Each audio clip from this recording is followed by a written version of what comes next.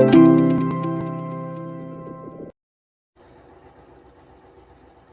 दोस्तों, तो वेलकम है आपका मेरे यूट्यूब चैनल पर। फ्रेंड्स, इससे पहले की वीडियो में हमने फ्रैक्शन के बारे में पढ़ा, फ्रैक्शन फोर्स क्या होता है उसके बारे में जाना। हमने पढ़ा फ्रैक्शन से कौन कौन से लाभ होते हैं, उसके हानियाँ कौन कौन सी होती हैं।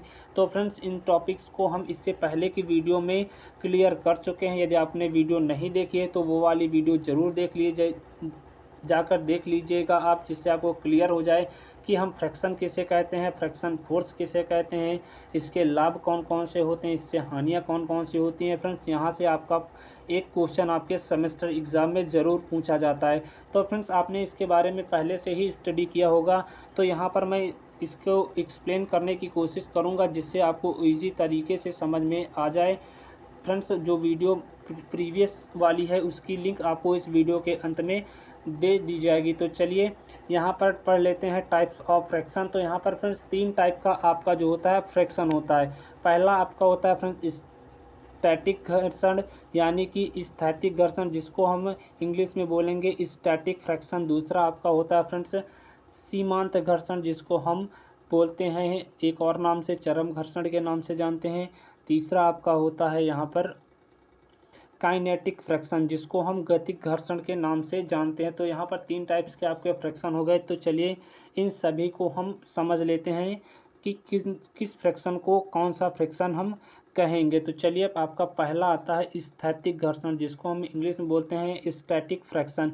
अब जैसे नाम से ही क्लियर है, स्थैतिकी घर्षण यानी कि जब हमारी बॉडी क्या होगी, विश्राम की अवस्था में होगी, यानी कि जब हमारी बॉडी रुकी होगी तो उस समय लगने वाला जो घर्षण बल होगा वो हमारा स्थैतिक घर्षण बल होगा। तो यहाँ पर जैसे डेफिनेशन में भी लिखा है कि बॉडी की विश्राम की अवस्था में कार्य करने वाले घर्षण को ही स्थैतिक घर्षण कहते हैं। तो यहाँ पर देखिए डायग्राम में बना है, आपको दिखाया गया है कि आपकी कोई सतह है, सतह पर आपकी बॉडी रखी है और आपकी बॉडी क्या है, रुकी है। तो उस समय यहाँ पर जो फ्रैक्शन लग रहा है उसको हम स्टैटिक फ्रैक्शन कहेंगे, स्थैतिक घर्षण कहेंगे। चलिए नेक्स्ट देख लेते हैं। नेक्स्ट आपका आता है फ्रेंड्स सीमांत घर्षण, या इसी को हम दूसरे नाम से जानते हैं चरम घर्षण के नाम से जानते हैं। तो देखिए इसमें क्या होता है, तो इसकी डेफिनेशन जो लिखी है उसको एक बार पढ़ लेते हैं, उसके बाद समझते हैं। तो डेफिनेशन इसकी कहती है सीमांत घर्षण की यानी चरम घर्षण की कि संपर्क में रखे दो बॉडी यानी कि दो पिंडों के बीच जब सापेक्ष गति होने ही वाली होती है, यानी कि जब संपर्क में रखे दो पिंडों यानी कि दो बॉडी के बीच जब सापेक्ष गति होने ही वाली होती है, तो इस स्थिति में उत्पन्न हुए घर्षण के अधिकतम मान को ही हम सीमांत घर्षण कहते हैं। एक बार फिर से देख लीजिए, इतनी लाइन आपके लिए इम्पोर्टेंट है कि जब दो बॉडी क्या है, परस्पर संपर्क में है, तब जब उनके बीच सापेक्ष गति होने ही वाली होती। सापेक्ष गति का मतलब है कि जब बॉडी हमारी गति की अवस्था में आने ही वाली होती है तो उस स्थिति में जो बल उत्पन्न होता है उसको हम सीमांत घर्षण के नाम से जानते हैं। तो इसको डायग्राम में भी देख सकते हैं कि जैसे यहाँ पर आपका एक सरफेस है और यहाँ पर आपकी बॉडी रखी है, आप इधर को एफ फोर्स अप्लाई कर रहे हैं, ये आपकी बॉडी कोई भी रखी है। तो जैसे ही आप इसको इस पर फोर्स लगाएंगे और जैसे ही बॉडी ये मोशन की अवस्था में आने की को होगी तो उसी समय जो हमारा फ्रैक्शन जनरेट होगा उसी को ही हम सीमांत घर्षण बोलेंगे, चरम घर्षण बोलेंगे। तो ये आपको समझ में आ गया होगा कि चरम घर्षण क्या होता है, यानी कि जब हमारी बॉडी फोर्स लगाने पर मोशन की अवस्था में आने ही वाली होती है तो उस कंडीशन में हमारा वहाँ पर सीमांत घर्षण उत्पन्न होता है। चलिए नेक्स्ट देख लेते हैं। आपका नेक्स्ट आता है फ्रेंड्स गतिक घर्षण, जिसको हम बोलते हैं काइनेटिक फ्रैक्शन, यानी नाम से ही क्लियर है कि गति की अवस्था में जो हमारा फ्रैक्शन जनरेट होगा उसे ही हम गतिक घर्षण के नाम से जानेंगे। तो यहाँ पर जैसे आपका डेफिनेशन पे लिखा है कि जब एक बॉडी संपर्क में आने वाले पिंड के साथ सापेक्ष गति में होती है तो दोनों के संपर्क तल पर गति के विरोध में उत्पन्न हुए घर्षण को ही हम गतिक घर्षण बल कहते हैं। और यहाँ पर काइनेटिक फ्रैक्शन भी आपका दो प्रकार का होता है, आपका एक होता है स्लाइडिंग फ्रैक्शन और दूसरा आपका होता है रोलिंग फ्रैक्शन। तो इसको भी समझते हैं। सबसे पहले इसको जान लेते हैं कि काइनेटिक फ्रैक्शन हम किसे कहेंगे। जैसे हमारे यहाँ पर लाइनें लिखी हैं जो बोलती हैं कि जब एक बॉडी क्या हो संपर्क में आने वाले पिंड के साथ सापेक्ष गति में होती है तो दोनों के संपर्क तल पर गति के विरोध में, यानी कि इसको आप ऐसे समझिए कि यहाँ पर आपका एक संपर्क सतह है और यहाँ पर आपकी एक बॉडी रखी है।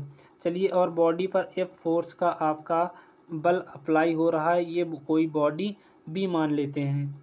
तो जब आपका यहाँ पर फ्रेंड्स फोर्स अप्लाई किया जाता है और यहाँ पर देखिए आपकी जो बॉडी का जो तल है और यहाँ पर जो आपका ये सतह है, जब यहाँ पर देखिए यहाँ पर ही तो आपका फ्रिक्शन फोर्स जनरेट होगा और इसका सतह का तल और जब बॉडी का तल क्या करेगा, सतह आपकी फ्रेंड्स क्या होगी, फिक्स होगी। लेकिन जब आपकी बॉडी को जब आप फोर्स लगाएंगे और आपकी बॉडी इधर को फोर्स लगाओगे तो आपकी बॉडी इस तरफ आगे को बढ़ेगी। जब आपकी बॉडी आगे को बढ़ेगी तो उसी समय बॉडी को रोकने के लिए एक फोर्स अप्लाई होगा, यानी कि बॉडी गति की अवस्था में न जाए तो उस समय एक फोर्स अप्लाई होगा। उसी को ही हम क्या बोलेंगे, गतिक घर्षण बोलेंगे। यानी कि गति की अवस्था में उत्पन्न होने वाले फ्रिक्शन को, घर्षण को ही हम गतिक घर्षण बोलते हैं। चलिए, इसके टू टाइप्स होते हैं, टू टाइप्स देख लीजिए कौन कौन से होते हैं। पहला आपका होता है फ्रेंड्स स्लाइडिंग फ्रिक्शन, यानी कि फिसलने वाला घर्षण। दूसरा आपका होता है फ्रेंड्स रोलिंग फ्रिक्शन, यानी कि लुढ़कने वाला घर्षण। तो सबसे पहले जान लेते हैं कि स्लाइडिंग फ्रिक्शन क्या होती है इसके बारे में। तो इसकी डेफिनेशन यहाँ पर लिखी गई है स्लाइडिंग फ्रिक्शन की, कि जब कोई बॉडी किसी सतह पर फिसलती है अथवा सरकती है तो इस स्थिति में जो घर्षण उत्पन्न होता है फ्रेंड्स उसी को हम स्लाइडिंग फ्रिक्शन कहते हैं। जैसे आपका एग्जांपल होगा फ्रेंड्स पैदल चलना और बुश बेयरिंग, इसके जो है एक परफेक्ट उदाहरण है आपको स्लाइडिंग फ्रिक्शन को समझने के लिए। यहाँ पर आपको एग्जाम्पल के माध्यम से भी समझाया गया है कि आपका एक एफ फोर्स अप्लाई हो रहा है। यहाँ पर देखिए एक सतह है और बॉडी रखी है और यहाँ पर जब आप एफ फोर्स इसको अब खींचेंगे इस तरफ तो क्या होगा कि ये यहाँ पर फिसलेगी इस सतह पर। तो जब फिसलने वाली कंडीशन आ जाती है और सरकने वाली कंडीशन आ जाती है तो वहाँ पर हमारा स्लाइडिंग फ्रिक्शन जनरेट हो जाता है। चलिए नेक्स्ट देख लेते हैं। सेकंड आपका आता है फ्रेंड्स रोलिंग फ्रिक्शन, जिसको हम बोलते हैं लोटनिक घर्षण के नाम से भी इसको हिंदी में जानते हैं। तो जब कोई बॉडी किसी सतह पर लुढ़कती है तो उसे हम रोलिंग फ्रिक्शन कहते हैं।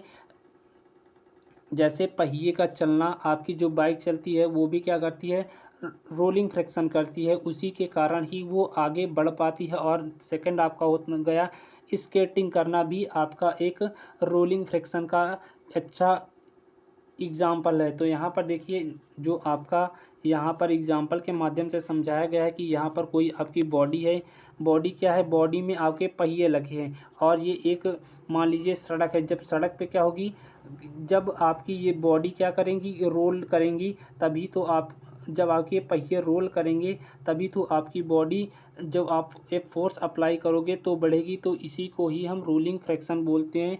इसके तो इसको आप सिंपली इस तरह भी लिख सकते हैं, समझ सकते हैं कि जब कोई बॉडी किसी सतह पर लुढ़कती है तो वहाँ पर हमारा रोलिंग फ्रिक्शन जनरेट हो जाता है। तो ये था फ्रेंड्स अभी का टॉपिक जो अभी कंप्लीट हो चुका है। फ्रेंड्स उम्मीद करता हूँ आपको वीडियो पसंद आया हो तो वीडियो को लाइक कर दीजिएगा। चैनल पर आप पहली बार आए हो तो चैनल को सब्सक्राइब कर लीजिएगा, साथ ही बेल आइकन को जरूर प्रेस करिए इसी तरह के लेटेस्ट वीडियोस अब के अपडेट सबसे पहले पाने के लिए। तो नेक्स्ट वीडियो का फ्रेंड्स हमारा टॉपिक होगा घर्षण के नियम, उसके बारे में नेक्स्ट वीडियो में हम चर्चा करने वाले हैं। तो फ्रेंड्स जुड़े रहिए आप हमारे साथ। आपको यहाँ पर अप्लाइड मैकेनिक्स कंप्लीट पढ़ाई जाएगी और अपने दोस्तों को भी बता दीजिए कि आपके यहाँ पर जो पूरा A to Z आपका कोर्स कंप्लीट कराया जाएगा अप्लाइड मैकेनिक्स का। तो चलिए फ्रेंड्स मिलते हैं हम आपसे नेक्स्ट वीडियो में।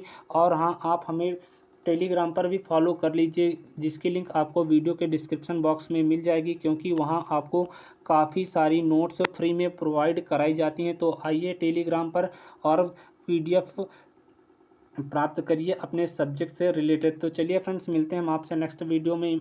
टॉपिक हमारा होगा फ्रेंड्स अगला घर्षण के नियम। तो थैंक यू फ्रेंड्स आप सभी का वीडियो के अंत तक बने रहने के लिए।